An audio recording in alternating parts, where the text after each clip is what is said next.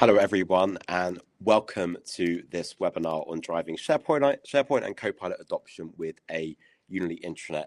I'm going to get straight into it because we've got lots of great content today and I've got some great questions as well. Just to note, you can get involved at any time. You should be able to ask your questions and we'll save some time at the end and I will ask some of your questions to our panelists. So I'm your host, Kaz Hassan. I work for Unily. I'm also joined by some great partners of Unily, including Microsoft and Jane from Microsoft. Hello, Jane. Hi there. Hello, everyone. Hi. Tell us a little bit about yourself and your role at Microsoft. Sure thing. So I'm a product manager of M365 Copilot. I focus on extensibility, so about bringing data, key data sets into Copilot to make it work better for you. Nice. Thanks, Jane. And I'm also joined by Kim. Hello, Kim. Hello, everybody, and hello, Kaz and Jane. Hi. I know you've got to take your child to work there, haven't you? So you've got your I do. I have a behind the camera. I do. He's hiding and he's a bit shy, so we'll leave him off camera. I won't bring him up on camera, don't worry. But Kim, tell us a little bit about yourself and Pearson and your role at Pearson. Yeah, so I'm VP of Digital Employee Experience and Community at Pearson. So I'm responsible for our Unily platform, The Hub. And I also am responsible for some of the other digital experience platforms that we have in employee communications. I'm also very heavily involved in community because I think there's a lot we can do with community. It's very powerful. And so we're combining that now with our sort of Unily experience and learning, which obviously I'll talk a little bit more about in a bit. Excellent. I'm looking forward to it. I think it's been a joy to work on this content and with you guys because I feel like we work so well together, and it's great to see this kind of partner on partner lens and how we're all here in the name of driving up that adoption and doing the right things. So we'll get into some of those learnings in terms of agenda. So I'll do a very brief introduction, talk about some of the latest research on the area and why this topic is important today. Then we'll look at the Microsoft Adoption Challenge, what Microsoft are hearing when it comes to adoption patterns, and what are some of the solutions when it comes to adoptions, what they're seeing is working. Before we move on to Kim and the Pearson case study and see, there's a really interesting lens here because Pearson's a learning company. So in looking at AI adoption and AI upskilling, there's a really kind of interesting lens there. Is how does the learning company help their employees learn about Copilot and adoption?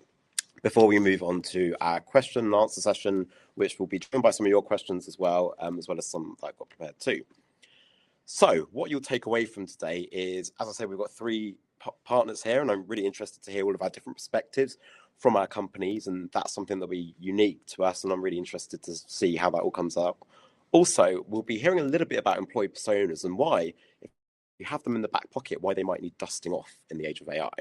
We'll also hear some practical examples from Pearson and how I think you've got 5,000 employees signing up for your AI accreditation within 3 months, so which is an amazing figure. So hearing a bit about the story behind that and how they achieved that.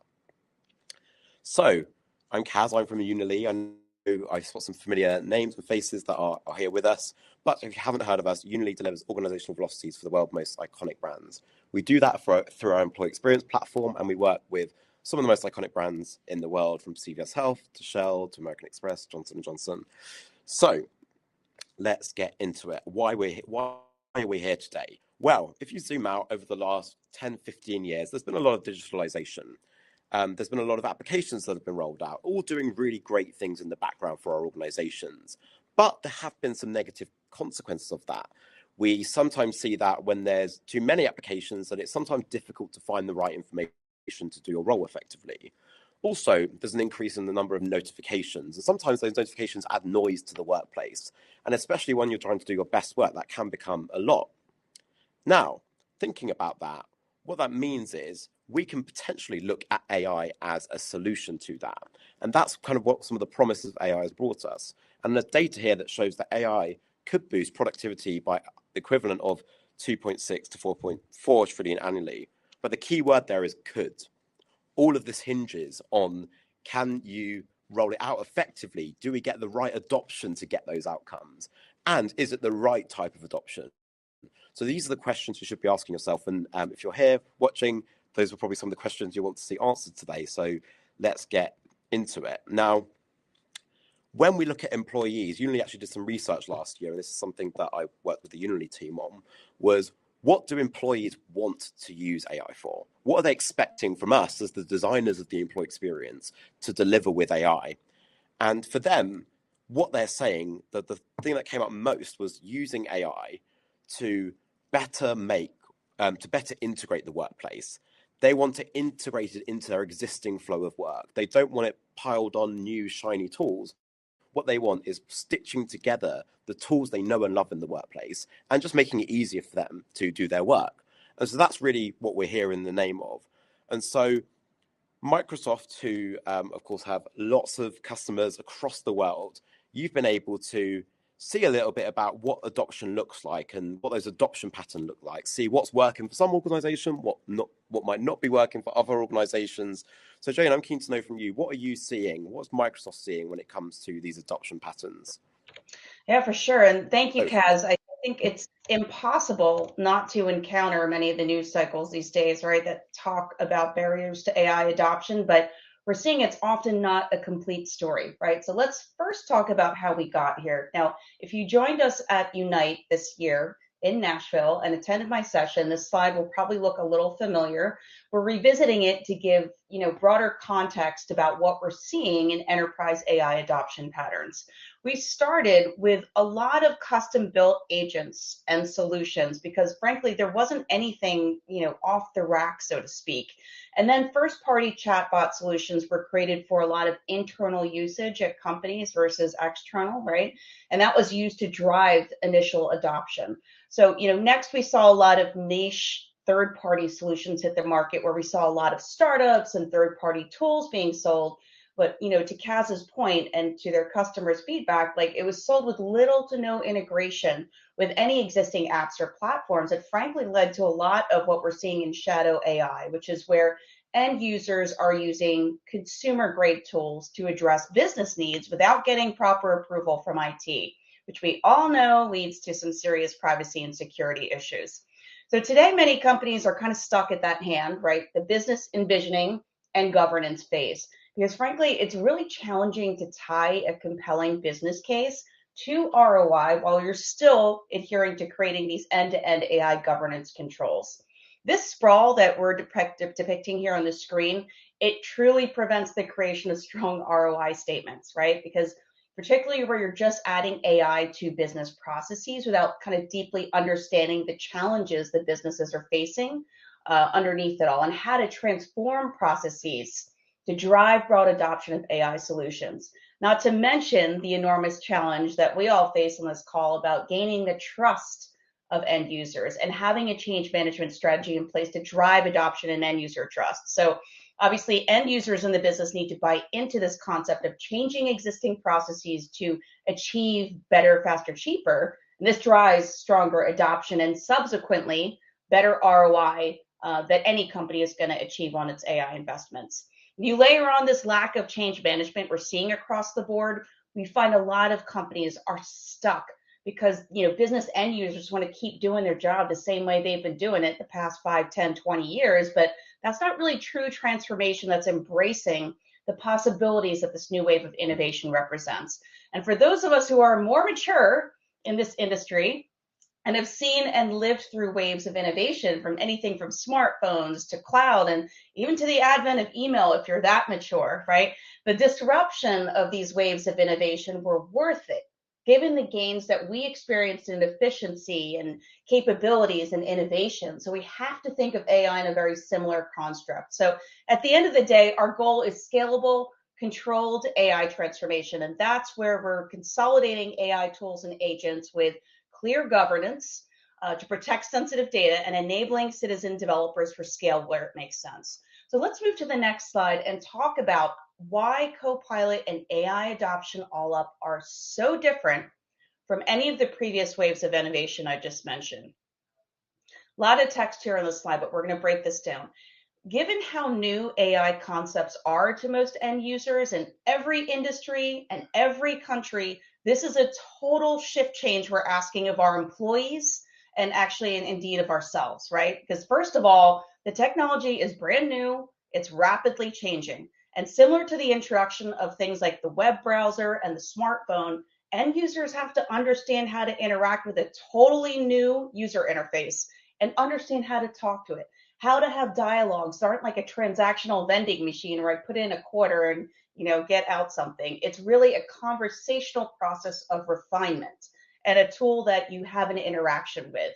Every user also has this kind of choose your own adventure style journey, right? And a relationship with the technology. And the results they get out of tool sets can vary based on how users are prompting and the context of where they sit in an organization, right? Because this often determines what data you have access to as an end user, and that informs the responses you receive. Everything is changing rapidly. I don't need to tell everyone on this call that, but feature sets get added every month or sometimes like every few weeks to most AI platforms. And this represents a huge challenge for those of us in comms and HR who are at the forefront of creating and maintaining mindshare in everyone's learning journey and in IT, right? And for our friends in IT who have joined today, if you thought cloud computing brought an accelerated pace to product development cycles, you should see how quickly we and every AI platform company out there has shifted to adjust to this like breakneck speed of innovation. And there's also innovation learning and product development. All these things are happening really quickly at Microsoft. And frankly, if I'm going to be honest with you, it feels like a different company on my side. So it probably feels like a lot of changes on your side as well. And then similar to what we saw with cloud computing, which was another extremely abstract concept, it's going to take cycles for end users to understand how generative AI works, and more importantly, how to harness its power. The difference is that this is a totally new UI for end users to understand how to interact with, right? And when you couple that with an abstract technical construct, we have to expect a lot of cycles and learning journeys. And lastly, there's a lot of anxiety out there in understanding the productivity and frankly, the societal impact of how AI is going to impact jobs and workloads. At the end of the day, humans are the key underpinning factor of succeeding with this technology, but there's a lot of fear, uncertainty, and doubt about how this wave of innovation is going to impact folks' day-to-day jobs. And the reality is we have to lead this paradigm shift with employees, like with any of the past innovation waves of new technology, to let end users know it's about what you could be doing to improve processes, innovation, products, and your job overall with the time you're saving leveraging AI tool sets, alongside continual learning to create new capabilities and insights with an ever-evolving set of AI tools. So we'll drill further into these end user challenges in the next slide with some ideas on how we can address them. A lot of text here, but here we've outlined a common set of challenges and solutions based on our surveying of customers and the adoption challenges that they faced. They're separated by end user challenges and business leadership perspectives. The top end user challenges we listed here included, as we previously mentioned, doing jobs the same way you've been doing them for years and years in the past, making time for learning in an increasingly busy schedule, and workloads that people are experiencing, information overload, super relatable, right? And with a constantly evolving technology set. And lastly, not being sure where to start and embarking on a learning journey when you're kind of feeling set adrift at sea, right? With no step-by-step guidance or, what we call snackable concepts to test out. On the business leader challenge side, love this acronym FOMO, right? Fear of missing out. We know that was one of the reasons why large companies are stuck in adoption now, because there's this pressure to invest in AI without a clear plan to test or implement platforms into production. There's an inability to generate a tangible ROI, which I mentioned earlier, and that constant balancing act, the tightrope act of risk versus innovation, with this constant pressure from executives and from boards to provide ROI statements. So the solutions we often use to address these challenges appear below, including giving step-by-step guidance, right? Starting with easy small tasks and advancing in complexity over time. We try to shape behavior, as with any new program or UI, by developing habits bit by bit to help end users grow confidence with Copilot from day one. Leadership challenges can be addressed similarly with tailored guidance on successful deployment with milestones. And we have a plethora, as every platform provider does, we have a plethora of communication templates that you can tweak and customize to guide your end users on their learning journey. So we combine this with robust on-demand reporting of ROI achievements at Microsoft baked into the Copilot admin console and constant reassurance of security controls with this roadmap to value. This is all going to vary by organization, and frankly, all the leaders on this call will be the ones to successfully guide your end users towards key adoption milestones. But it's always important to remember, we cannot ever ignore the human element at the center of it all. That is the one huge thing that doesn't get talked about in a lot of the news cycles that we're reading, right? The humans are at the center of AI. And in the next slide, and also to come in Kim's portion of our chat today, we're going to talk a little bit more about the importance of personas. So by defining and further understanding the who, what, and the how of key personas in your companies, this is going to pave the pathway to successful adoption of any AI technology. A clear understanding of personas will help you tailor solutions like agents and AI-assisted workflows based on user personas. It's going to help you sync up functionality with the right user groups. If you're in IT, it'll help you forecast needs and budget accordingly. You can customize end user training paths and onboarding activities and materials. And lastly, you can find where each persona is experiencing pain points that you can address with different AI-enabled solutions and features. So at the heart of AI adoption is that keen understanding of business user challenges and workflows. And that something is admittedly that Microsoft and many platform AI companies, we just aren't that close to the way that companies like Unily are. And that's really where our partnership with companies like Unily are such a critical part of this equation to help our mutual customers adopt AI capabilities more effectively and securely. An example of where personas can help define technology adoption is in the area of data connectors. So in this next slide, we're going to briefly talk about how end users can and should be helping IT define which critical data sets can power better search results from Copilot, as well as act as the data source for agents to supercharge your key tasks. This is my one technically driven slide, right? And this is to explain what Microsoft and Unily built. A Copilot connector that feeds into a technology called the graph. Graph, by the way, itself is not at all a new thing. It's been around for years. It's the substrate of APIs that run all of the M365 apps. Word, Excel, PowerPoint, Teams, Outlook, SharePoint, OneDrive, all of those things. Graph became super important with the advent of AI because it's the semantic index, we call it, or the organizing layer of your organizational data. And guess what? We open that up to not just M365 data sources, but to all external data sources that have connection points, so non-Microsoft data. And that, of course, includes the Unily platform data. There's a Unily Copilot connector that just recently went GA or generally available, which allows you to incorporate Unily data into your Copilot results, the reasoning, and the context. So whether you're searching for recent corporate announcements, HR policies, or other really critical internal knowledge that you have stored in Unily, Copilot can easily surface those results to end users in a secure and compliant manner to help you create summaries for your executives, presentations on what's new, and other kind of tailored responses for end users that are querying things on Copilot. We are thrilled by our partnership with Unily on this front, and it's one of our most successful launches for connectors to date. And I really hope that everyone on this call considers switching on this connector wherever possible, because our platforms are truly better together. So to wrap things up with this better together messaging on our next slide, super grateful to Kaz and the entire Unily team for their partnership with Microsoft. Obviously, Microsoft is a platform company, so we're going to have a tough time scaling AI adoption, as mentioned, without the help of partners like Unily, who deeply understand the business challenges that you all face every day. We have an awesome story together, combining Microsoft key platform AI capabilities with Unily's experience layer. And Kim's going to talk about that momentarily. I'm really excited to hear more about it.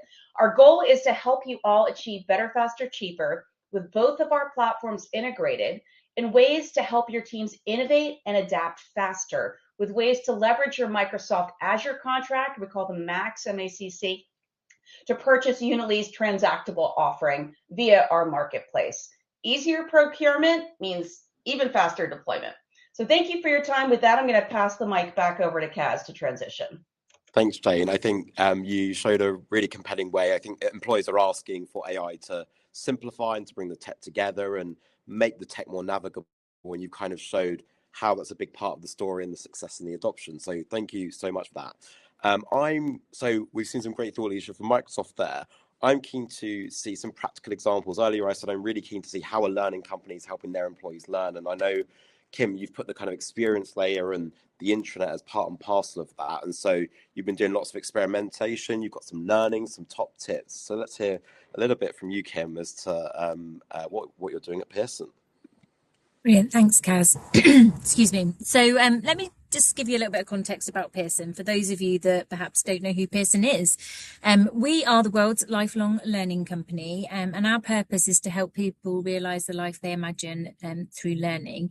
We have about 17,000 employees across operating in 64 countries. So we're pretty global. We've been around for a long, long time.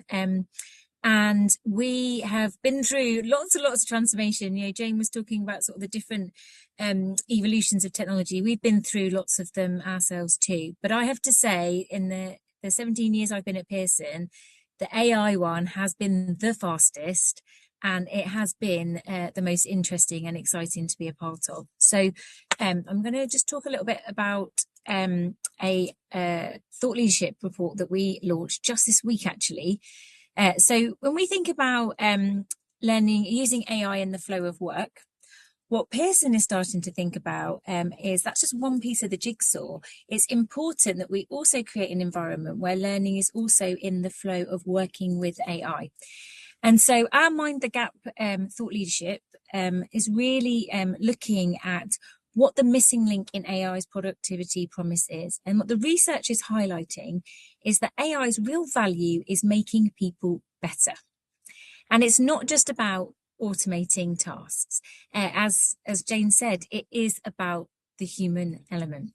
And so investing in employee learning can really unlock trillions of value by 2034. But the biggest barrier, as I said, is the learning gap. And so closing it is really key to success. And so I'm going to ask, thank you, Hannah has popped the link up. The only problem is now I can't move my slide on. Ah, there we go. Apologies for that. So if you're really interested in learning a little bit more about the thought leadership that Pearson has been doing, it went live this week, as I said. But what I want to now talk about is how we've sort of taken that thought process, really, that philosophy, and really applied it to how we've been implementing AI at Pearson. So I'll move on to the next slide. Sorry, it's a little bit slow. So top tips for accelerating AI adoption. And I'm so sorry, because I'm in the office, my Teams is going mental and it is not. I'm going to close it. There we go. I'm so sorry about that. It was distracting me. Okay, so I love, whenever I do a session with Kaz, to give people really practical top tips about things that they can do to adopt, you know, whether it's a Unily or AI in this case or anything. So this is exactly what I'm going to do. So my top tips for accelerating AI adoption. First of all, start with communities to support learning. What Pearson did at the very, very early start of 2024 is we had something called AI ambassadors. Now, what we did was we asked anybody who was interested in AI. It didn't matter whether you were a beginner, it didn't matter whether you were advanced. We pulled all those people together who were really passionate or curious or interested. And by bringing that group together, we were able to experiment with AI. We were able to test things. So out of that AI ambassador group with the Copilot champions, we were able to pull people who were interested in testing out Copilot as an example.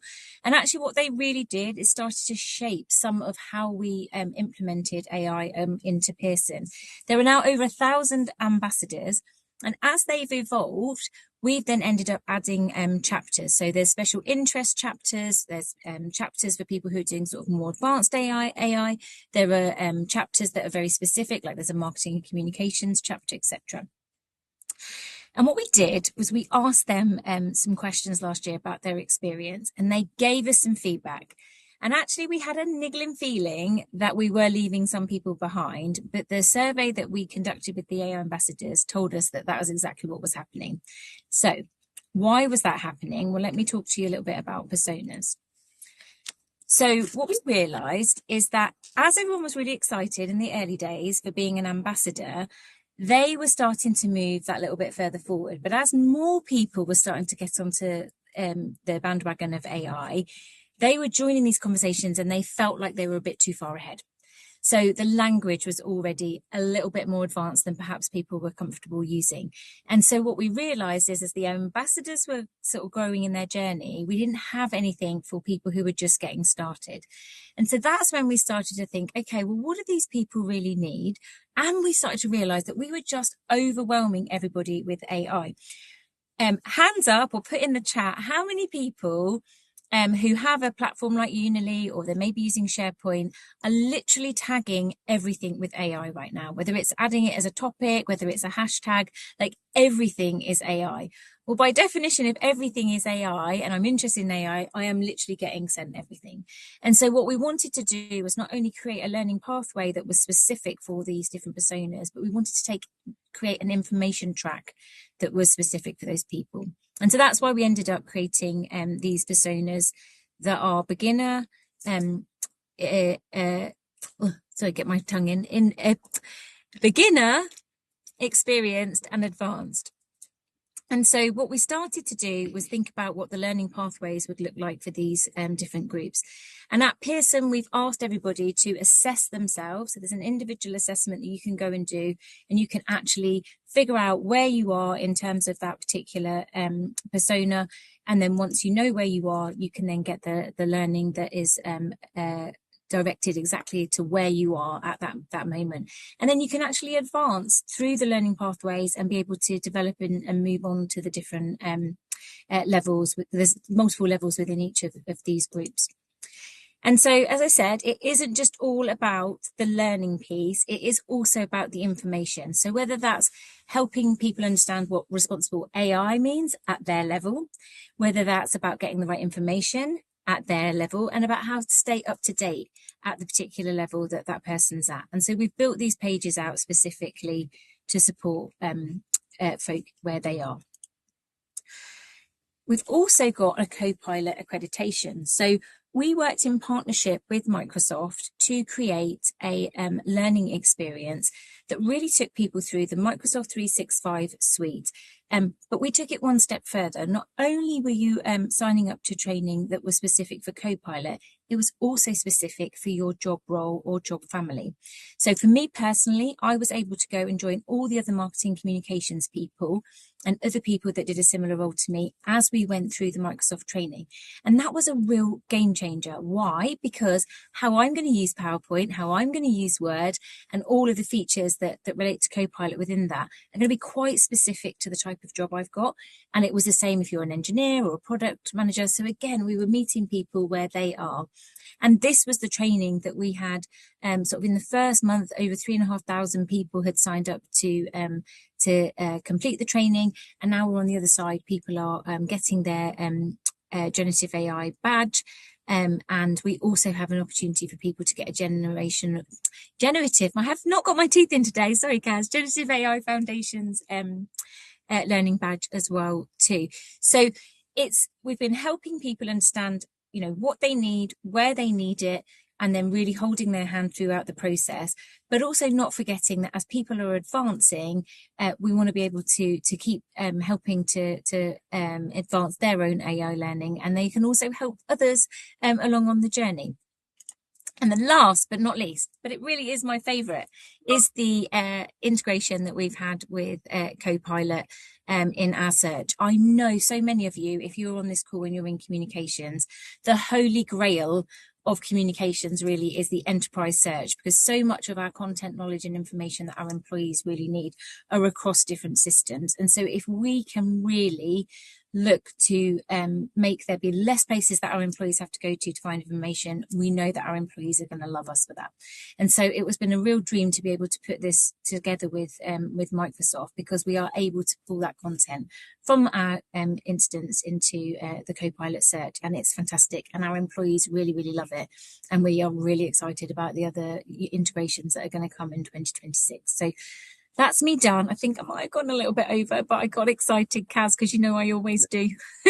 I did the same always, but no, that was perfect. Thank so you so much much to share. Yeah. And we'll have some time for Q&A as well. So I've got some questions. What I really like about this example as well is that kind of like thinking about how partners come together.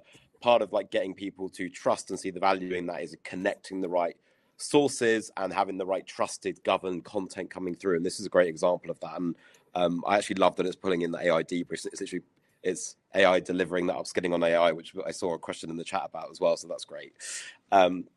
So I am going to move on to the panel segment. Before I do that, though, I just wanted to have a quick poll. So title today was Driving Best-in-Class SharePoint and Copilot Adoption with the Unily Intranet. And I just wanted to know from anyone attending how you're thinking about the intranet as part of driving your adoption story.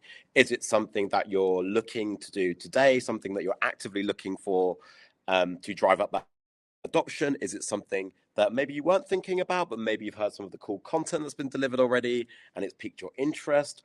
Or maybe you're just here to learn. Either is fine. We're just going to do a quick temperature check before we move on to our panel. So please let us know via poll, and then I will get to my questions.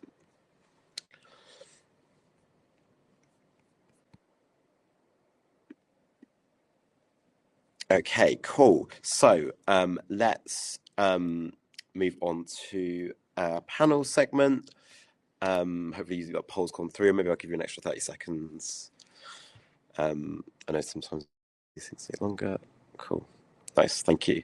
So cool. Thanks for filling that in. That really helps me to see what you guys are thinking. So thank you for that, doing that today. Now, let's move on to our Q&A. So I've got some prepared questions. So that gives you a bit of time to think of what's top of mind for you. You can post it in the Ask a Speaker section. I've seen some come in the chat as well, so I will get to those as well. So let's go to the questions. Actually, maybe we'll take the slides away for a little bit so we can see more of our beautiful faces. So Jane, I'm going to start with you. I've got a question for you. So we saw how a lot of the value with AI comes from joining up the technology and creating a more joined up digital employee experience. Historically, when you look at some of the larger organizations, IT is often one of those more segregated business functions. How are some of the best organizations thinking about joining up IT and the rest of the business to make sure it's delivering the most value? Yeah, sure. So for those of us that joined at Unite, I actually talked about some of the things Microsoft's been seeing in terms of organizational shifts we're seeing at these bigger companies. And that's really about fostering this kind of cross-functional thinking and to avoid the IT siloing that has really led to a lot of adoption challenges. And I would say the most public example I can provide would be Moderna, right? Moderna, as we mentioned at Unite, they combine their technology and their HR functions under a new chief people and digital officer role held by Tracy Franklin. So all of the budgets and kind of like the responsibilities that would traditionally be split between a CIO and a CHRO are now converging. So that's kind of signaling this broader organizational change. And we're seeing a lot of interest in trying to embed IT into the businesses for that reason. Moderna itself is redesigning work across the organization to identify tasks where they can blend human and AI collaboration to drive better results, basically, and efficiencies. And over time, we're going to start seeing more of those kind of organizational shifts where IT is going to be embedded into the business, because this is really what's going to supercharge adoption journeys for companies. And frankly, coming from a platform company, because Microsoft is a platform company, is fully reliant on its partners to scale. And when I think about the relationships and the deep understanding that Unily, for example, has of all of the business side folks that you work with, it's super critical in driving the AI adoption. We can't do that alone. And that's why we're so grateful for partners like you who are awesome. Well, nice. And I think you spoke about putting the human at the forefront. And I guess one way to do that is ensuring that the people function, the HR function are working hand in hand with the IT team. So that's a great example. I love that. So Kim, I know your organization structure isn't like that. I know there's not a one size fits all. What's it like at Pearson, and what's working for you?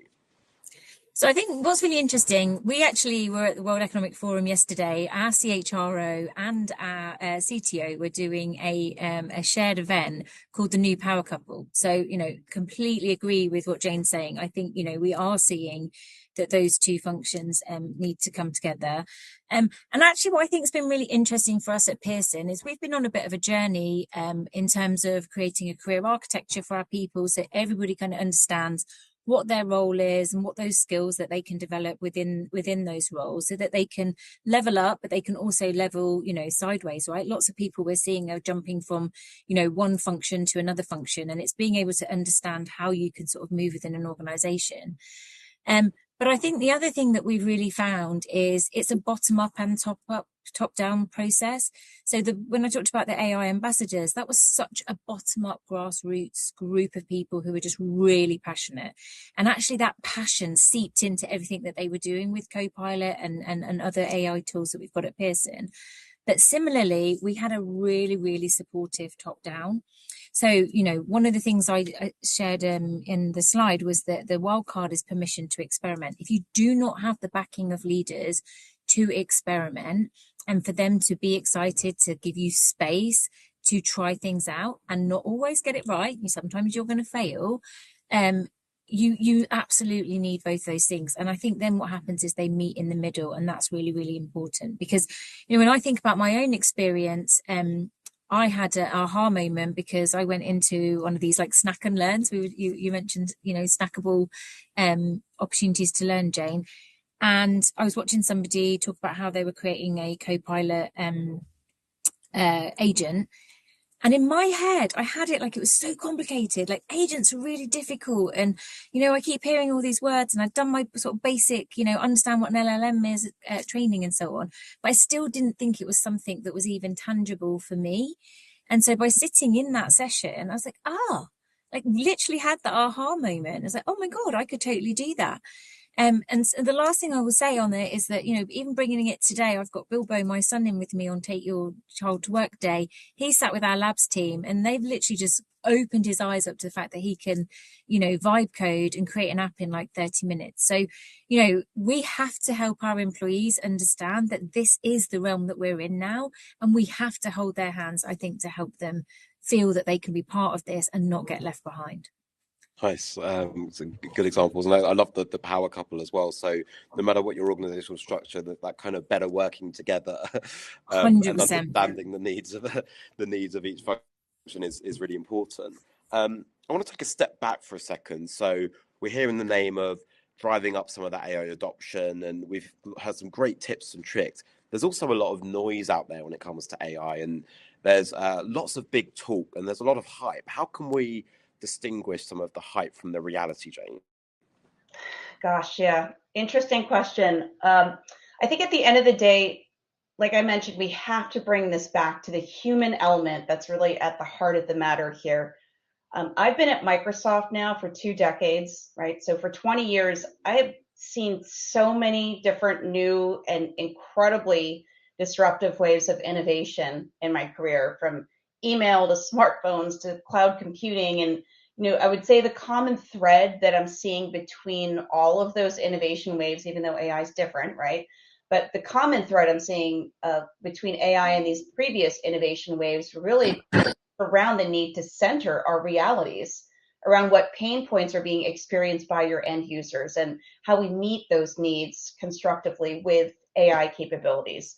So getting to those Kim aha moments with end users is how things like agents become super viral, right? And how they get shared as best practices amongst teams. And there's reporting in our platform that allows you to see what are those viral agents that are being passed around, and with the links that are being sent to people to promote a lot of these popular agents internally to determine like where are those pain points with end users. So I would say too, like what's hard for me is like reading in the news about how there's not a lot of like solid ROI stories when I see it happening every day with really big, important Microsoft customers, right? It's just that a lot of companies aren't always publicly sharing these success stories with the world, right? And that could be for competitive or other privacy reasons. I totally get it. But we have some really exciting examples that I'm like really anxious to talk about, and I totally can't due to NDAs, but it's happening. And a lot of what you're hearing in the news is negative. I do think that there's a lot that's going on that's not being reported, though. Okay, so let's stick with the ROI point. I know you said it was one of the sticking points, and obviously you can't change what you don't measure, I think is the saying, isn't it?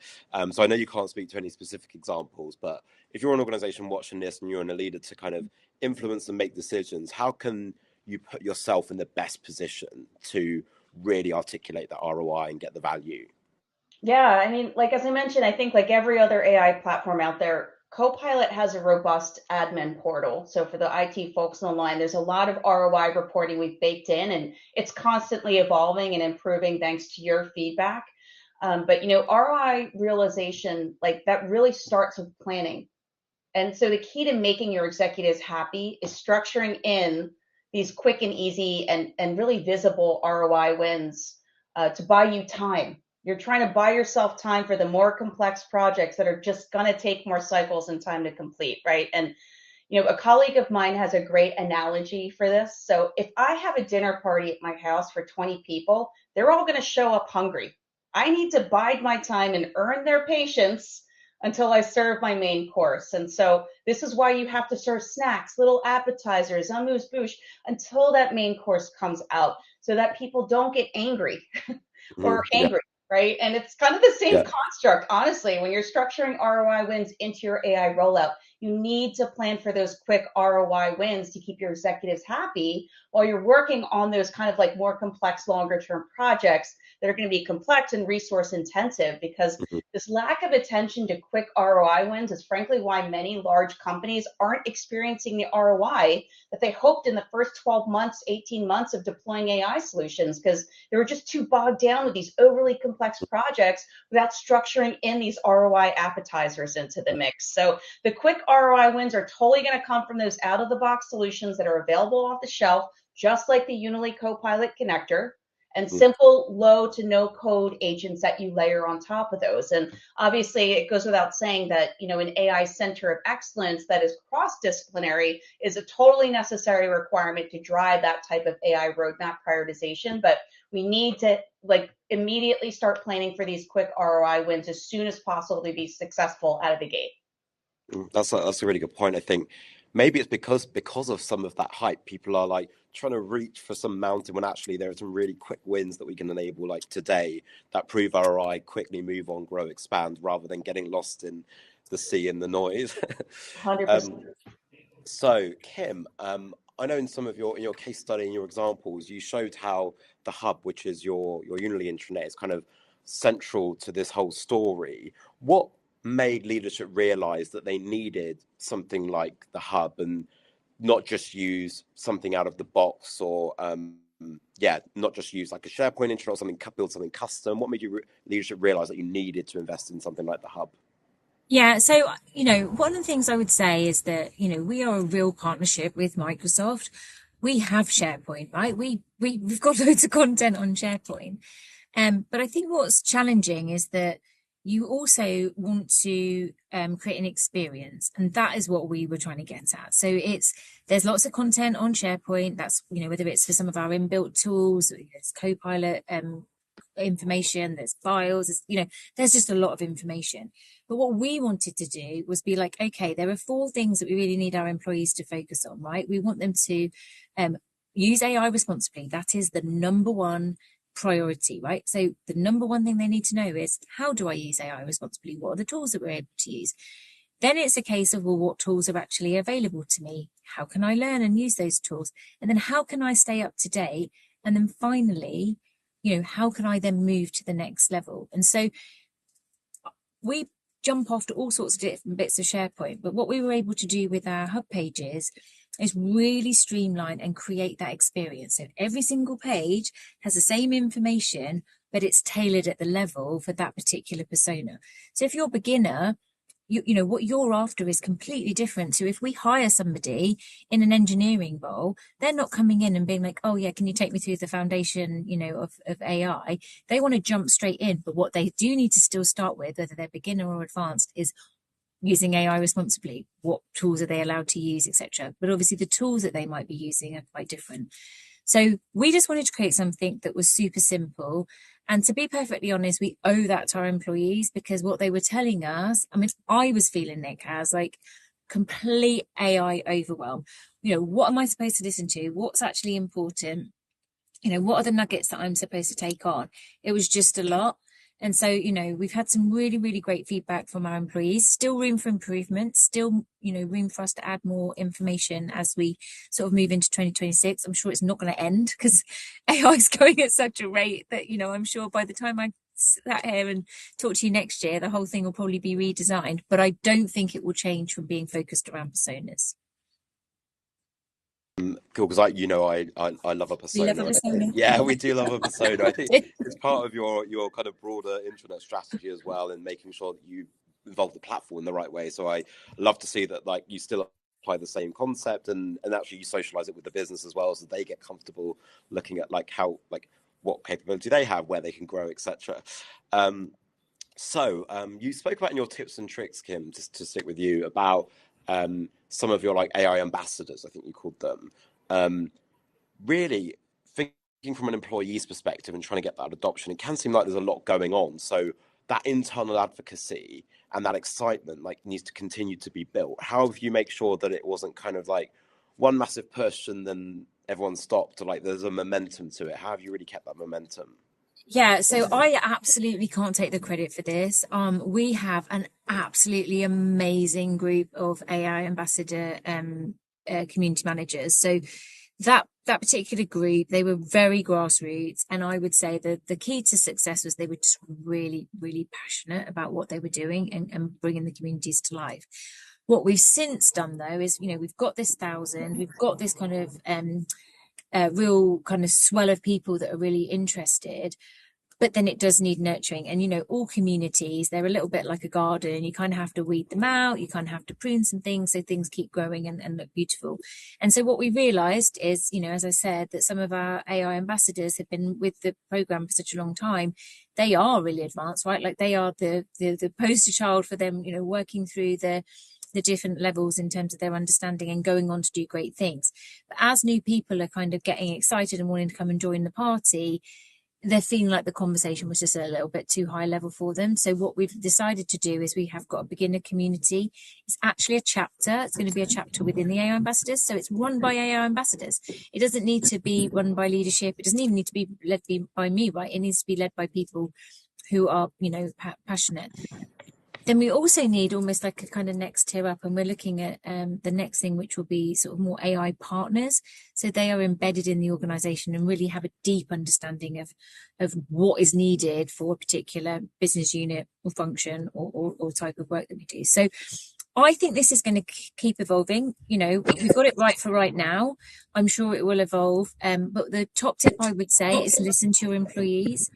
We've done a lot of that, and that's actually been really insightful, because it's confirmed some of the things we thought, and they've also given us some, you know, surprises in terms of areas that we needed to focus on. So listen to what your employees really, really need, and then just experiment and go for it.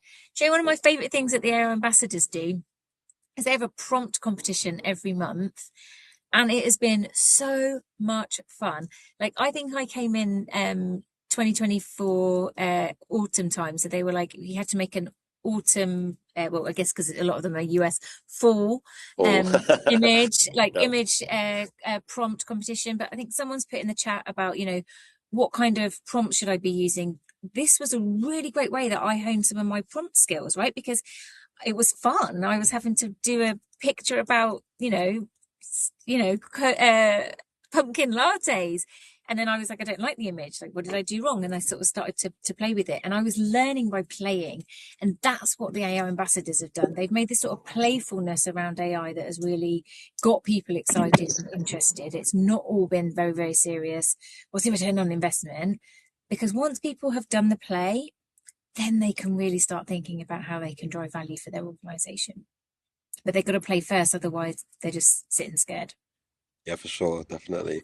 I am going to switch to some of our audience Q&A. Jane's been doing a great job at keeping up. I've struggled to multitask that well, so well done you.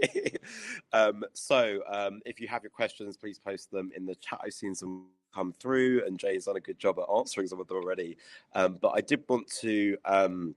We've actually seen some of this come through the webinar, but there was a question from Anita looking at prompting effectively. Kim, you spoke about like prompt competitions. Also, I know. Do you use, so Jane, you provided some resources. What are your kind of like top tips to use Copilot to up your prompting skills? Yeah, I mean, I think that first of all, prompting took a while even for me to learn.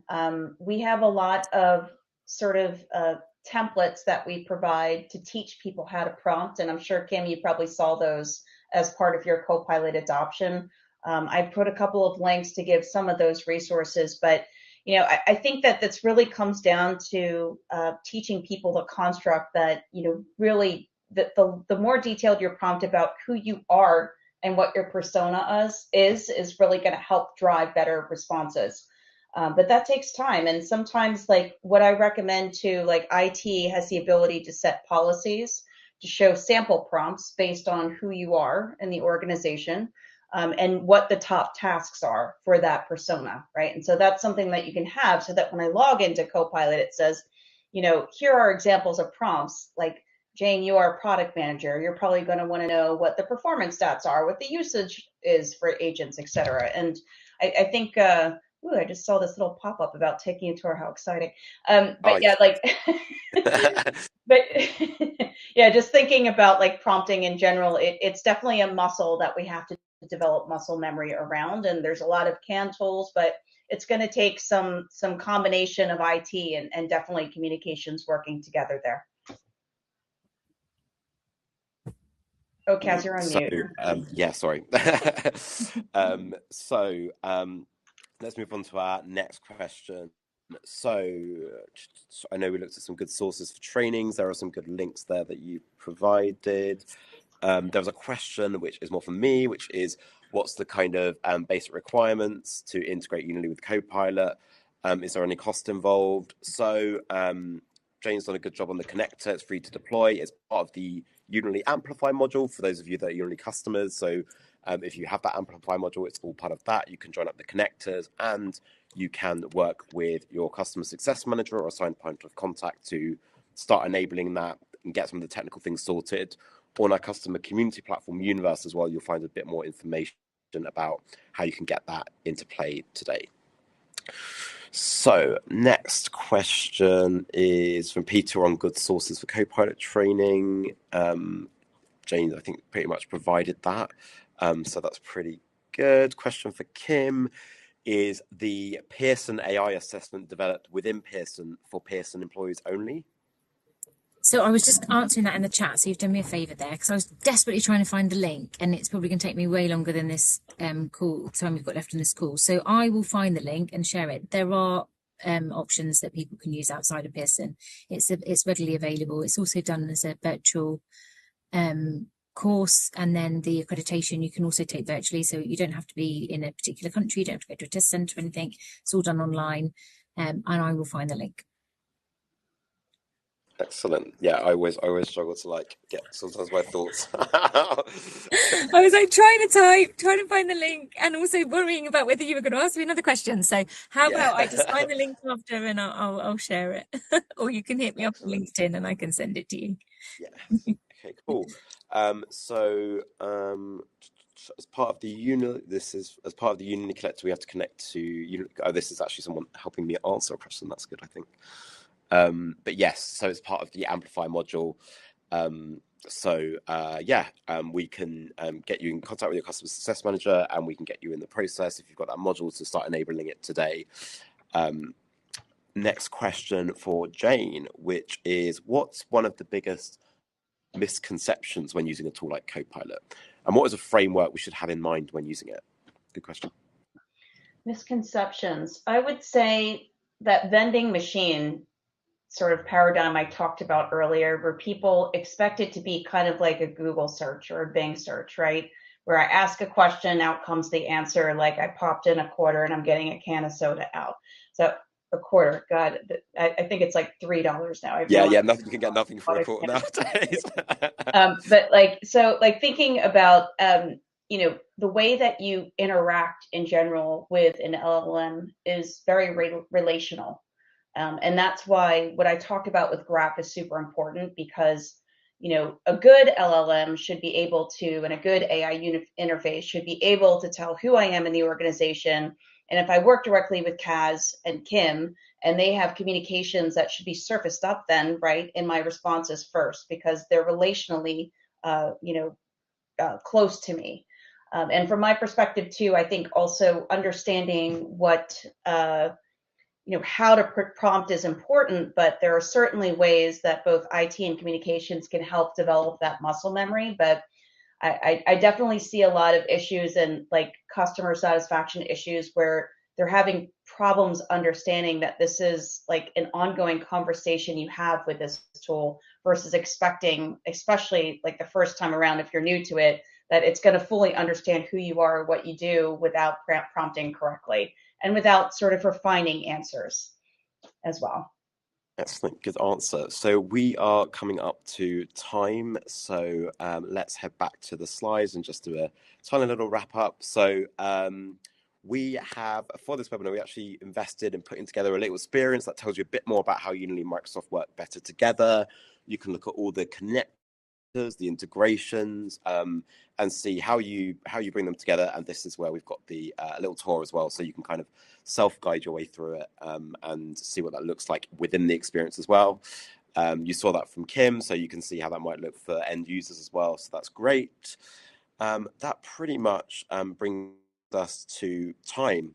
You can enable the Copilot and Unily connector. So if you're a Unily customer, then that's something you can do today within the Amplify module. So please let us know if that's something you would like to do. I want to say a big thank you to Jane from Microsoft and Kim from Pearson. I think we did a great job coming together and kind of looking at the 3 different perspectives that we have, and all in the name of driving up adoption across the Microsoft 365 suite and Copilot. So thank you so much to Jane and Kim, and thank you so much for attending. It's been a great session. Cheers, everyone.